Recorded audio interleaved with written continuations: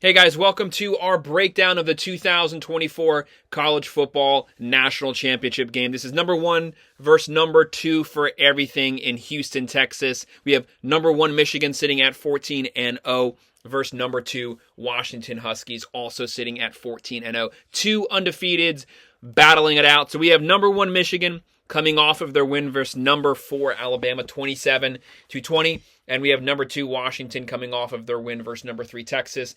They won 37-31. This was two really good games, and these are two teams that have completely different styles of football. But what we're going to do today is we are going to break down our predictions video, who's going to win, who's going to lose, and what we predict the final score will be. So hit that like button and subscribe, and let's go ahead and get things started. So like we said, this is the national championship game, Monday, January 8th, Michigan versus Washington. These are two teams that have different styles of play.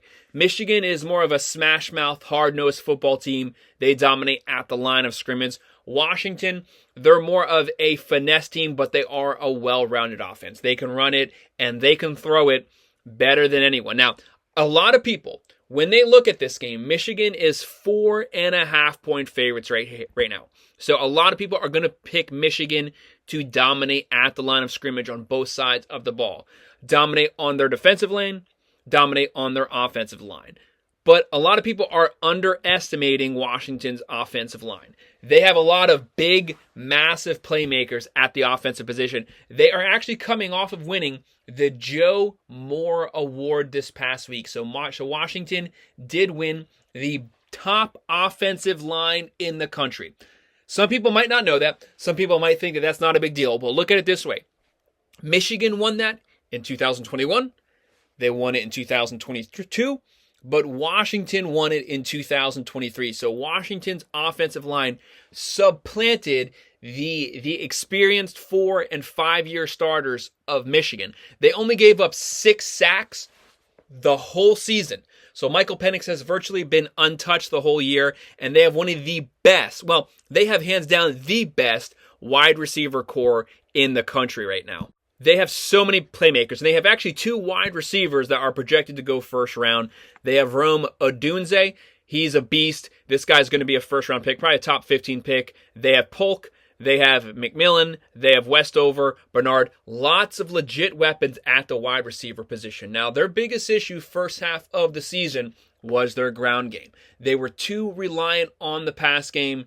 Kalen DeBoer, the head coach, came out, said he wanted to run the ball more, try to establish the run game, try to be more balanced. That's where Dylan Johnson came in. He came in and he went off probably the last 6 to 7 weeks of the season. And that rounded this team out. So even though they are the number 1 pass offense in all of college football, their run game looked a lot better second half of the season. Look at Michael Penix. He's closing in on 4,700 yards right now at the quarterback position. He has 35 touchdowns. He has 9 picks. If you think that just because Michigan has a great defensive line that they're going to dominate Washington, you're highly mistaken. How do we know that?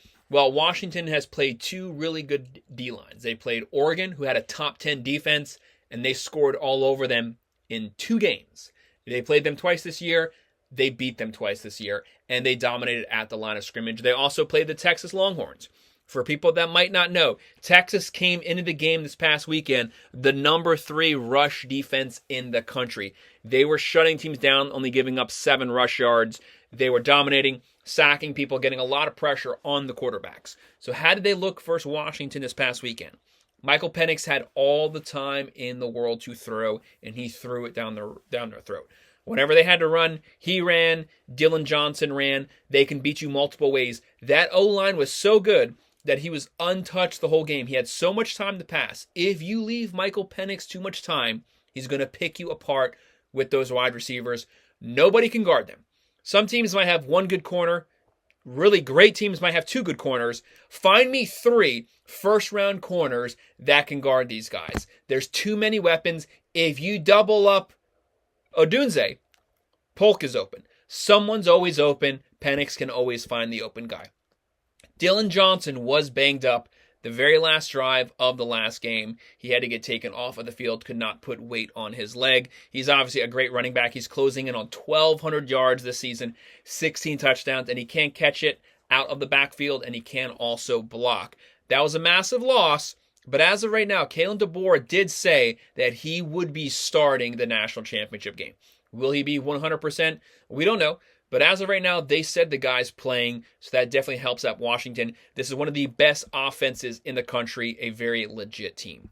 Now let's look at the number one team, and deservedly so, the Michigan Wolverines. So Michigan is a hard-nosed, down-the-hill team. This is a team that wants to line up at the line of scrimmage, run the ball down your throat, play really good defense. They are led by J.J. McCarthy. He's closing in on 2,900 yards right now, but he's also a mobile quarterback. He's not a running quarterback. He's not going to run for 100 yards, but he's a legit scrambling quarterback. He can extend the play.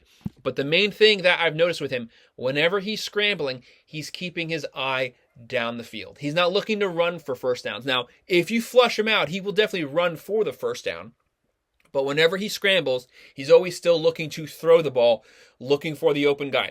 Because whenever you scramble, guys run back to the quarterback. There's always someone open, and he can find them. They also have Blake Corum. Blake Corum has been going off this year. Now, he's not having a great statistical season like he's had in seasons past, but he's still closing in on 1,200 rushing yards, and this is a real number. He has 25 rushing touchdowns. That's right. 25 rushing touchdowns. J.J. McCarthy has 22 passing touchdowns. Blake Corum has 25 rushing touchdowns. By far leads the country.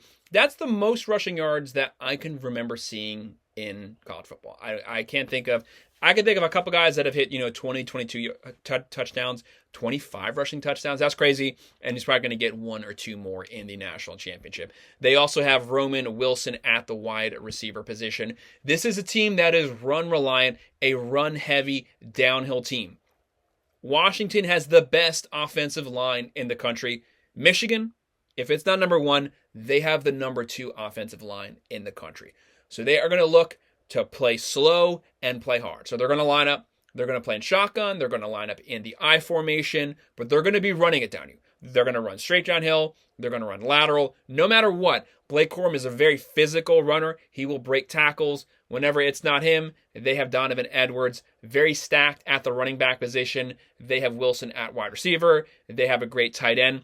But that's not what Michigan's call to fame is. Their big thing is they have a defense. They have the number one defense in all of college football. This defense is legit. They're tough. They have a great secondary. Now, can they cover every single wide receiver on Washington? Nobody can.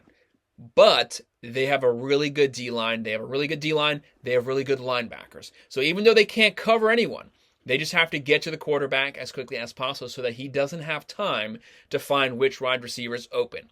That's where Washington's strength comes in. They have the best offensive line in the country. Can they buy Penix time? But you're going up against Michigan's strength, which is their D-line. Can they break down the time and not give Penix enough time to find the open guy? If you leave those three wide receivers, they're going to get open at some point. You can't let Penix be back there for 3 to 5 seconds finding the open guy. You have to pressure him. You have to flush him out. Penix can scramble. He's not a running quarterback, but he will definitely scramble. And just like J.J. McCarthy, he always keeps his eye down the field. And he can throw on the run 50-yard bombs to Odunze. So no play is ever safe, even if it breaks down. But Michigan showed they can line up with Alabama. They can line up with the Buckeyes. They can beat you at the point of attack on the line, dominate on both sides of the ball. They played good lines this year. They played Bama. They played the Buckeyes. They played Penn State. They've beaten every single one of them at the line of scrimmage. But this is their biggest challenge. Can they break through? Can they dominate Washington's O-line? Try to shut down Dylan Johnson. Keep from being able to run the ball, but try to get pressure from the outside. Not coming right up the line on the interior, but coming from the outside, bottle up Penix, and hit him every single snap. That's the goal. Looking at the total team stats here, these are two teams that could not be further apart. So Washington comes in, they average 37.6 points per game. Michigan averaged 36.0 points a game. So they're virtually tied on the offensive side. And on defense, this is really where you see the difference. Washington gives up 24.1 points per game. So They don't have a bad defense, but defense is definitely not their strength. They give up some points. There will be opportunities for the Wolverines to score. Michigan, the number one defense in all of college football, giving up 10.2 points per game. Last week, they were giving up 9 per game, but Bama scored 20, so that raised their average to 10.2. But that's still the number one defense in all of college football. They have one of the best sack rates. They sacked Milroe last week for 6 or 7 times. And he's a mobile quarterback, a tough running quarterback, hard to bring down quarterback with a good offensive line, with running weapons, with wide receiver weapons. They still have him bottled up. They were still hitting him constantly.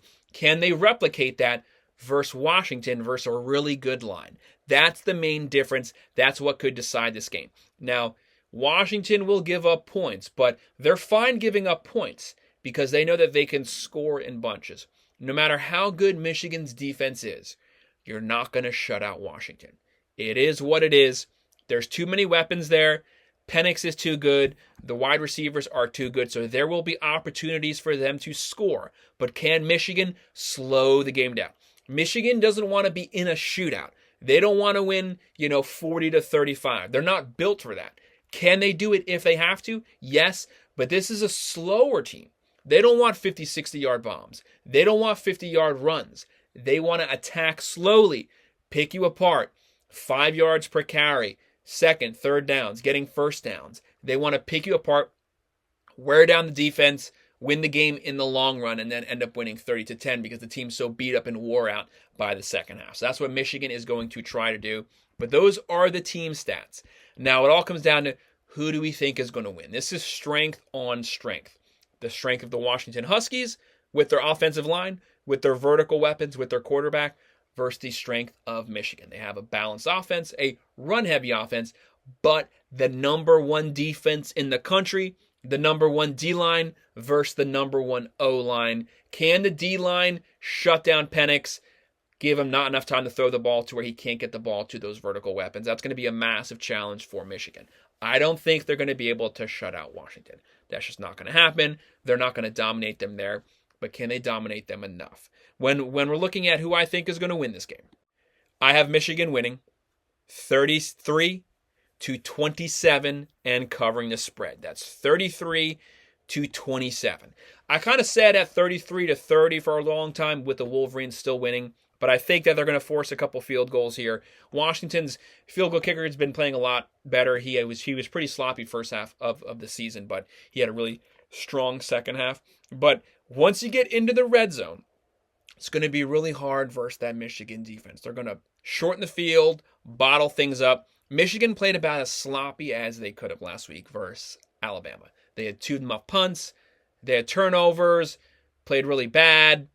They got a little too cute. They were trying to surprise Alabama too much where Sharon Brown, the offensive coordinator for Michigan, he kind of got out of what made Michigan, Michigan. And he got a little too cutesy. But when they got back to doing what they do best, lining up, dominating you at the line of scrimmage, running the ball down your throat, that's when they prospered. That's when Blake Corum was able to find holes, break tackles, get to the end zone. When they had to score, when there was 2 minutes left, and they had to score a touchdown to send it to overtime, they went right down the field, scored the touchdown. They never doubted. They knew that they could do it.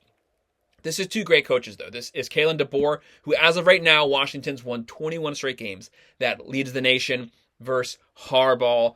All of the off-the-field stuff, the whole season, people trashing him, trashing the Wolverines. They put everything behind them. They're in the national championship. This could be the last time, potentially, that we see Harbaugh coaching in college football because there's a lot of rumors that he's going to the NFL, maybe the Chargers, maybe the Jets, somewhere like that. But maybe he comes back to Michigan. We just don't know as of right now. But if this is the last time that we see him coaching college football, try to cherish it. This is his best team that he's ever had, one of the better Michigan teams in the last 30 years. So if they're ever to win a national championship, this is the season because the Big Ten's getting a lot more top-heavy next season. You have USC coming, you have UCLA coming, Washington, Oregon. They're bringing in some pretty talented teams. So this is a Big Ten versus Big Ten game basically right now because next year Washington is going to be in the Big Ten. That's going to be a really good conference, and they will be challenging the SEC every single season. But as of right now, we have 2 northern teams. It's really good for college football to have two different teams in the national championship for once. As good as Georgia is, as good as Bama is, it's nice to see some fresh blood. No matter who wins, props to them. Can Washington win this game? Definitely. I have zero doubt that they can win this game if everything goes their way. If Polk gets open, if Odunze gets open, it's going to be a long day for Michigan. Texas found that out. Texas's line was almost as good as Michigan's. They could not get to Penix. Penix had time. He picked everybody apart. So the big question is, can Michigan's D-line perform better than one of the top 5 D-lines in the country, Texas? If they perform just like Texas, Washington wins. Too many weapons. Penix is going to spread the ball. Penix will always find the open guy. But if you get him under pressure, if you force him, you might be able to get some incomplete passes. And if you're really lucky, you might get 1 to 2 picks. But like I said, I have Michigan getting the win here, getting their first national championship since the early 90s, winning 33-27, but nonetheless a really strong season for both of these teams. So that's my breakdown of the 2024 College Football National Championship. Hit that like button and subscribe. If you have any comments, if you have any opinions on this game, drop it below and I'll make sure to respond. Thanks.